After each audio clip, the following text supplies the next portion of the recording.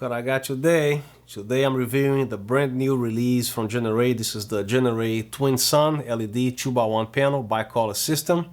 And the first time I saw this thing at the B&H website, I already know this was going to be big, but this thing is massive until you actually physically, personally get to take this out of the box. I'm super excited reviewing this panel due to its simplicity and portability. I don't know if that's just me, because when I track something on FedEx, every time I know something is coming here, I'm refreshing the page every half an hour. It's ridiculous, but this is the excitement I get, especially when it comes to lighting.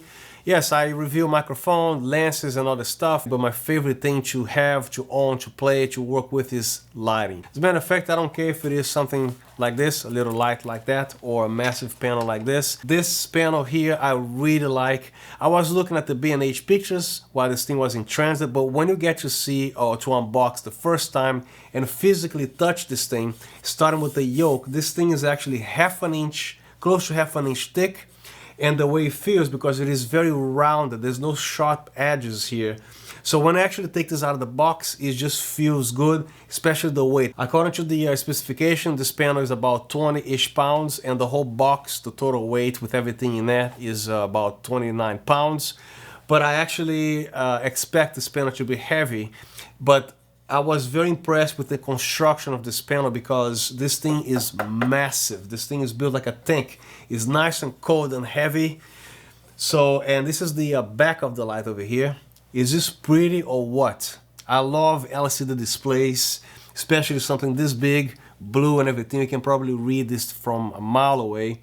So we have the V-mount batteries right here. Of course, you need two to operate, because this is a massive panel. And this is extremely easy to use, so simplistic, yet very powerful. I'm gonna show you what I'm talking about with power here.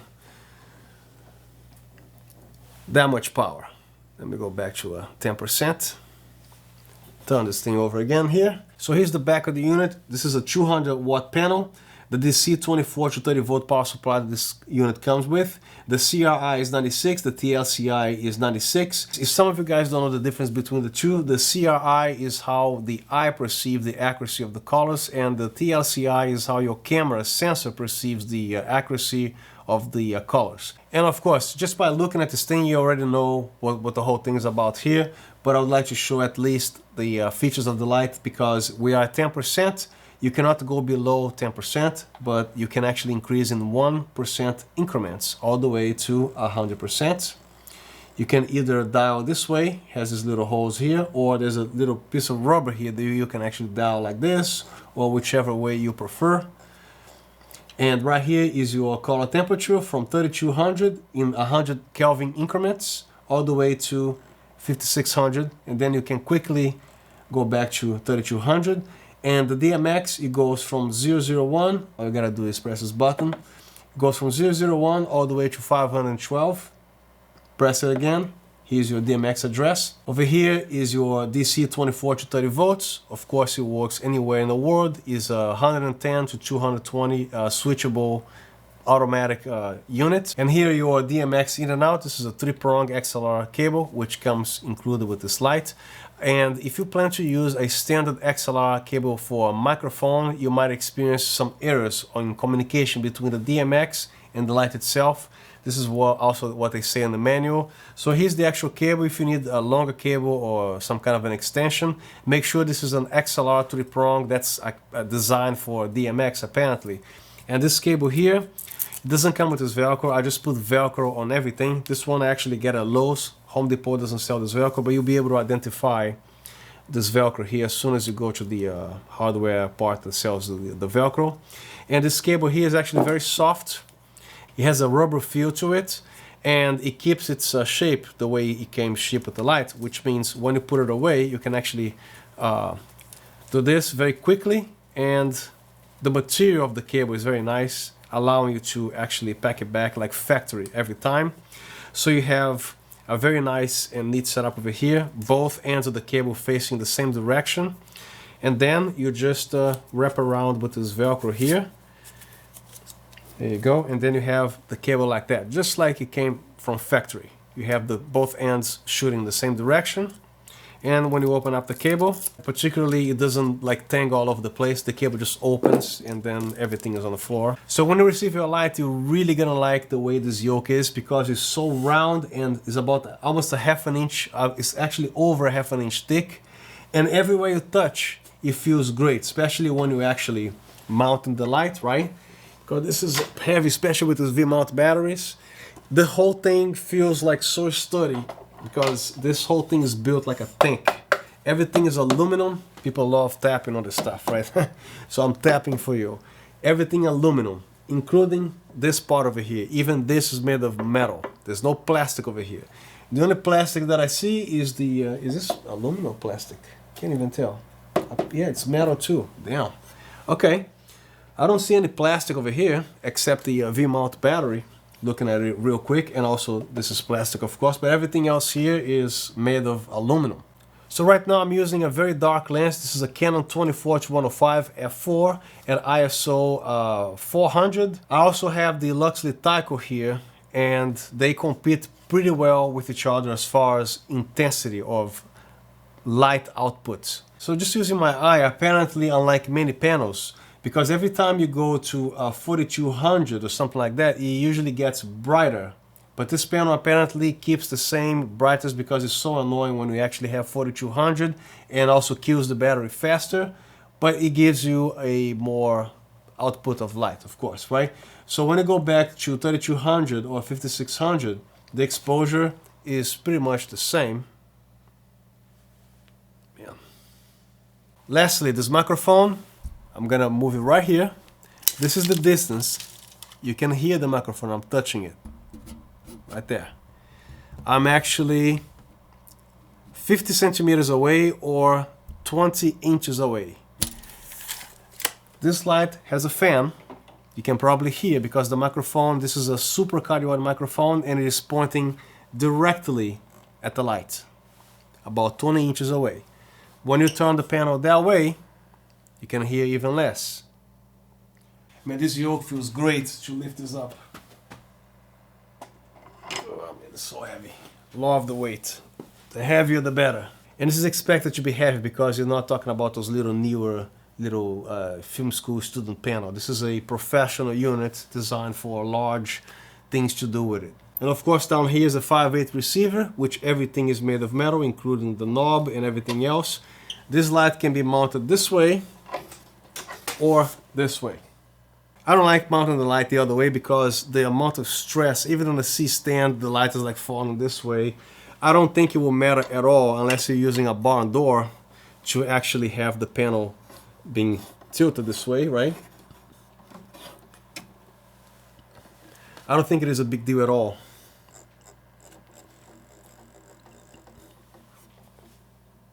Light is going right through here. But if you need to mount the light the other way, this has a hole right here and also a hole on the other side. I particularly like to mount these heavy panels, either our Sky panel, a Luxley Tyco. This one, I think, to me, does just good enough. And then here's the handles.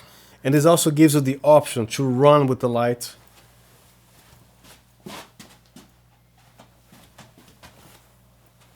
Anything you want to do with it, you can actually go fully portable with this light. And then when you're tired, you can put it back on a stand. So in going back to the sound thing here, this is a 2x1 panel, 200 watts. And of course, it's gotta require a fan in here to run, right? So the fan is constantly on, doesn't matter if it is at 10% or 100%. Now, reminding you, this is a super cardioid microphone. The pickup pattern is about 30 degrees this way, super directional. So it's pointing right at my mouth, and the fan is right here. So here's the mic, slightly off frame. The fan is right here, okay? So I'm gonna be turning this light around. As a matter of fact, let me completely kill this light, because this light also got a fan. Hold on. All right, so the only thing that you hear right now is this light's fan right here. So at 2 feet away, this is what it sounds like. Put the panel facing back with the super cardioid microphone 2 feet away. Now let's turn the panel on the other side.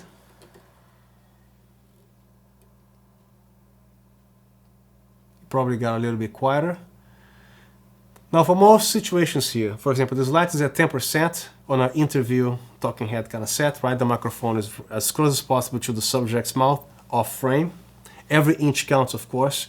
If I could get a little closer, my audio would be even better. It doesn't sound as echoey because this has a lot of walls here, right? So anyway, so this is the proper distance. I'm gonna be placing the light over there because my cameras, everything is in the way here, but the distance should be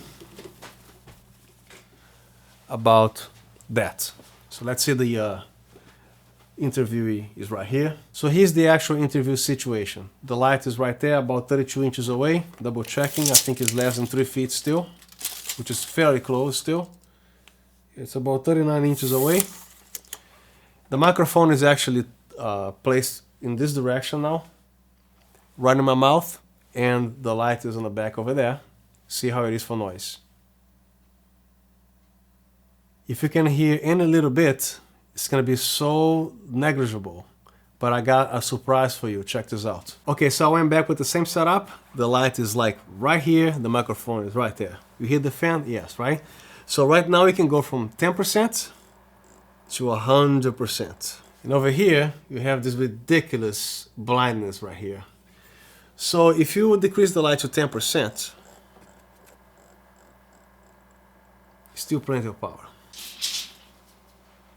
We have 18 feet of distance. Let's put this light at 100%.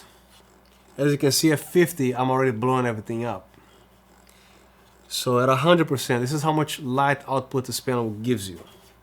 It's absolutely ridiculous. So the camera is at 30 frames per second, 1/60th of a second, ISO 640. It's using a Canon 24-105, which is a dark lens, it's an f4. So if you want light output, this is one of the panels to get. If this fan noise is enough to bother you, even after all these demonstrations that I did, so now it's time for the surprise. Let's say that after all I've done here before, which is the only way to hide fan noise with lights that have a fan, if you're still not happy with this and you want a panel this powerful that's silent, again, I showed you the light at 100%. Let's go back to 80. So that's a lot of power. I'm gonna go back to 100. Pay attention on the wall here to see how little it changes. 100 and 80. Now I'm gonna place it back to 100. This light has a fan switch. You turn it off, it becomes a fanless silent light. How cool is that? Oh my God. And it goes from 10% to 80. For most things that require fan interview, why would you need this much light power on somebody, right? You don't. So there you go, 10% to 80%. As soon as you turn on the fan switch over here, it goes back to 100%. Say no more. This also works via AC, not only with the V-mounts, okay? You turn off the fan switch over here, the thing is silent. So I absolutely love this light. The design is beautiful. Front panel is very nice, simplistic, very easy to use. Here's your light intensity, color temperature, DMX setting, and power switch. That's it. What else do you need from a panel, right? Turn it back on. It goes back to the 10%, which is the setting that I left earlier. And the yoke. This is a heavy panel, but when you grab this thing is round everywhere. So every time you lift this out of the box with the weight, I don't know, it gives you a feeling of like I got a nice high-end panel because it's heavy and it feels so good to touch this thing. I can't say enough things about this yoke because a lot of lights, they have a rather sharp edge, but this thing is like so rounded and this thing is thick. I think it's about almost a half an inch. Yeah, something like this. Is it? Yeah, it's about half an inch, exactly. And I like the fact that they also made the red here and a gray here because it doesn't confuse you. Just to memorize, the silver grayish looking thing is the light intensity and the bottom is the color, which it says here, color and dimmer. So anyway, but it's nice to have two colors. Now I'm gonna show you how to install the included barn doors. This is at 10%, this stuff. You can even look at it. I'll try not to. Here's the actual barn door system. Now here's how you install the barn door in a hurry. Done. Now what if there's somebody sleeping right here? Check this out. Quiet.